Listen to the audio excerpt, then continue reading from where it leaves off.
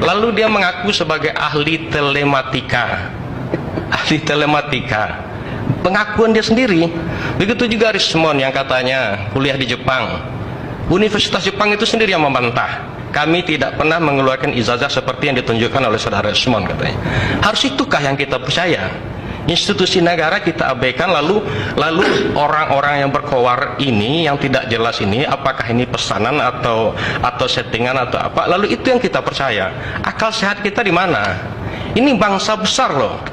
Indonesia ini bangsa besar, kata Pak apa tadi itu 287 juta, dan kita cukup diperhitungkan di dunia ini. Jadi saya melihat begini, kasus ini sebetulnya adalah kasus remeh-temeh, betul apa yang dikatakan. Kalau saya melihat ini adalah kasus murahan dan kampungan menurut saya. Tapi di sini ada banyak permainan. Siapa yang bermain di sini? Inilah ada ormas-ormas ilegal. Apa itu ormas ilegal? Hari ini HTI dan FPI adalah ormas ilegal di Indonesia ini. Mereka itu yang bermain. Ada kepentingan asing yang bermain di sini. Siapa itu? Kebijakan Jokowi yang membuat kebijakan hilirisasi, yang paling terkena dampak adalah Uni Eropa. Yang paling tidak senang. Maka Uni Eropa membawa Indonesia ke WTO. 2022 Indonesia dinyatakan kalah. Jokowi tidak bergeming. Uang ini nikel punya saya, katanya.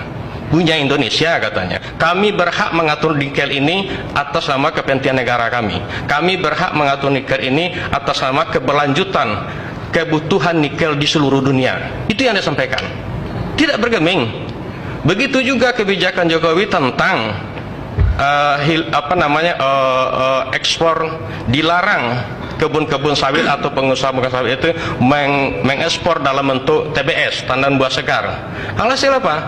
Hari ini TBS harganya sampai 4.000. Dulu ketika menjelang puasa dan lebaran itu sampai 400 rupiah. Kenapa? Karena itu memang mereka yang bermain. Nah, inilah kepentingan, inilah barangkali yang bukan menurut kacamata saya, tapi dari informasi yang valid juga yang saya sampaikan. Kalau Jokowi tidak bisa menyampaikan seperti itu, ini kepentingan asing, ini kepentingan kepentingan negara Uni Eropa. Amerika Serikat juga sangat benci dengan Jokowi.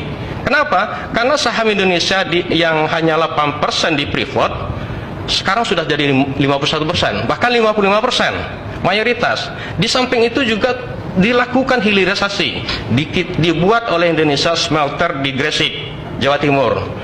Emas ini begitu diambil di Freeport di Papua, dibawa